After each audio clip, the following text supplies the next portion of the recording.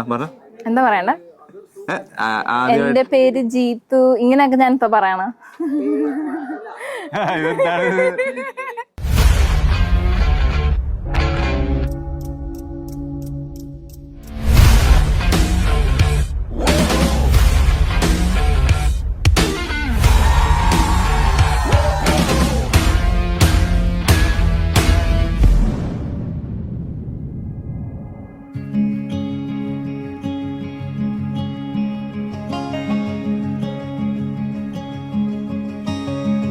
First meeting കാണുമ്പോൾ ഞാൻ വിചാരിച്ചിട്ടുണ്ട് ജീത്ത് ഭയങ്കര റൂഡ് ആൻഡ് എന്താ പറയാ ഭയങ്കര ഭയങ്കര വാശിക്കാരിയായിരുന്നു. അപ്പൊ ഞാൻ വിചാരിച്ചിട്ടുണ്ട് ഇത് ഏത് പിശാചി അങ്ങനെയൊക്കെ വിചാരിച്ചിട്ടുണ്ട്.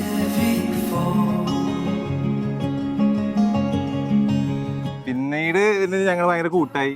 അത് കഴിഞ്ഞിട്ട് ഫസ്റ്റ് പ്രപ്പോസ് ചെയ്തവരാണ്, അത് കഴിഞ്ഞിട്ട് ഫസ്റ്റ് റിംഗ് എന്നവരാണ്.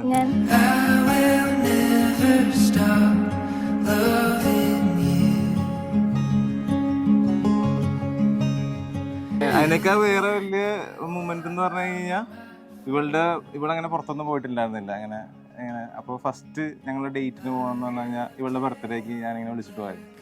അപ്പോൾ ടവർ ബ്രിഡ്ജ് എത്തിയപ്പോഴത്തേക്കും ആ വീഡിയോ എൻ്റെ കയ്യിലുണ്ടായിരുന്നത്, പക്ഷെ അത് മിസ്സായി.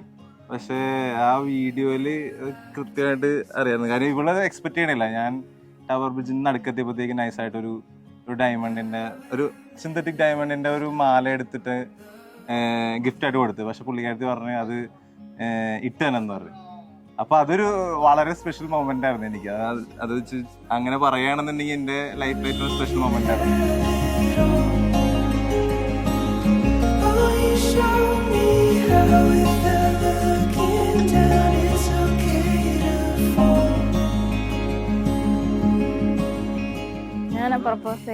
എങ്ങനെ പ്രപ്പോസ് അതൊക്കെ അതൊന്നും ഓർക്കല്ലേട്ടാ. ഇല്ല ഞാൻ പറയാം. ഞാനാണ് പുറകെ നടന്നത്. എത്ര നാള് പുറകെ നടന്നെന്നറിയാവോ? എന്നിട്ടാണ് ആളൊന്ന് വീണത്. ആൾക്ക് വീഴാൻ ഒരു മടിയായിരുന്നു.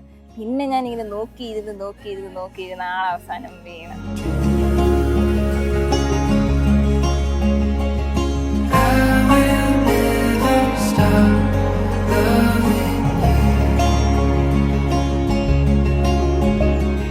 ഏറ്റവും പറ്റെന്ന് പറഞ്ഞാൽ ഇയാളെന്റെ സുപ്പീരിയർ ആയിട്ട് വർക്ക് ചെയ്യുന്ന ആളെ, ഞാൻ താഴെ ഇവളുടെ ആട്ടും തുപ്പൊക്കെ കേട്ടോണ്ടിരുന്ന ഒരാളായിരുന്നു. ഇപ്പൊ ഞാൻ അങ്ങനെയല്ല. ഇപ്പൊ ഞങ്ങൾ ഒരുമിച്ചല്ല വർക്ക് ചെയ്യണം. കാര്യം ഒരു യൂണിറ്റിൽ വർക്ക് ചെയ്യാൻ പറ്റില്ല, രണ്ട് സെപ്പറേറ്റ് യൂണിറ്റിൽ വർക്ക് ചെയ്യണം. കാര്യം ബ്ലഡ് റിലേഷനും പിന്നെ ഇങ്ങനെ റിലേഷൻഷിപ്പ് ഉണ്ടെന്നുണ്ടെങ്കിൽ ഒരുമിച്ച് വർക്ക് ചെയ്യും.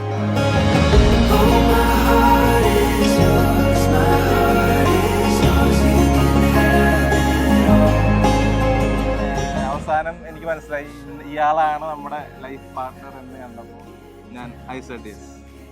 അതായിരുന്നു ഞങ്ങളുടെ ഇത്. പിന്നെ എൻ്റെ അപ്പനമ്മനെ അറിയാമല്ലോ, അവർക്ക് അതിന് ഒന്നുമില്ല. ജസ്റ്റ് അവർ നെവർ മൈൻഡ് ലിവർപൂളാണ്. അപ്പോൾ പിന്നെ അവർ പറഞ്ഞ് നിനക്ക് ഇഷ്ടമാണെന്നുണ്ടെങ്കിൽ നീ വിളിച്ചിറങ്ങിക്കൊണ്ട് വരാം.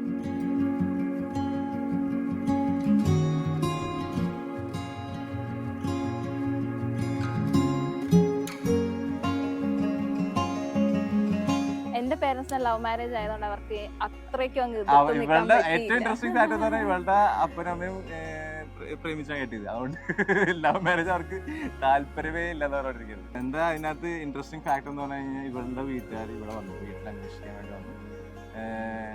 എന്താണ് ഇന്ന പോലെ ഇന്ന സംഭവമാണ്, അവർക്ക് അങ്ങനെ ഒരു ഇഷ്ടമാണെന്ന് പറഞ്ഞപ്പോഴത്തേക്ക് സെറ്റായി കാര്യങ്ങൾ.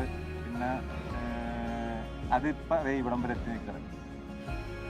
അതാണ് ഞങ്ങളെ ലവ് സ്റ്റോറി. കല്യാണം ഒരു അഡ്വഞ്ചറസ് ജേർണി ചെയ്യുന്നില്ല.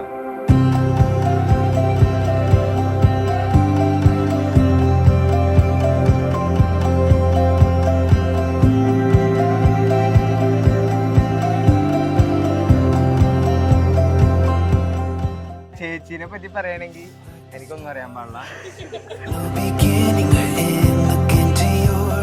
കണ്ടിട്ട് വൈബാന്ന് തോന്നുന്നു. വൈബായിരിക്കും അല്ലേ?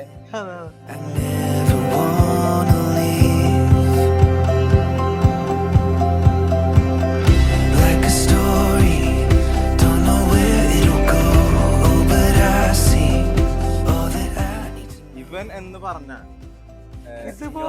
ഇതുപോലത്തെ ഒരു ഉഴപ്പൻ അല്ല. ഞാൻ കല്യാണത്തിനൊക്കെ വന്നിട്ട് അധികം പറയണ്ട. പക്ഷെ ഇവന്റെ വേറെ കാര്യം കേട്ടാ, ഇവന്റെ കൂട്ടുകാർ വന്നോണ്ടാണ് പരിപാടി കളറായത്.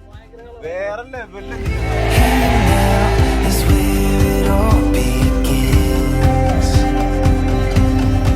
എപ്പോഴോ എനിക്ക് തോന്നുന്നു കുറച്ചാൾ മുമ്പ് ജിത്തുവിൻ്റെ ഒരു ദിവസം വീഡിയോ കോൾ ചെയ്തിരുന്നു. അപ്പൊ അന്ന് ഭയങ്കര ഷൈ ആയിട്ടാ വന്നത്. ഇങ്ങനെയൊക്കെ ആകും.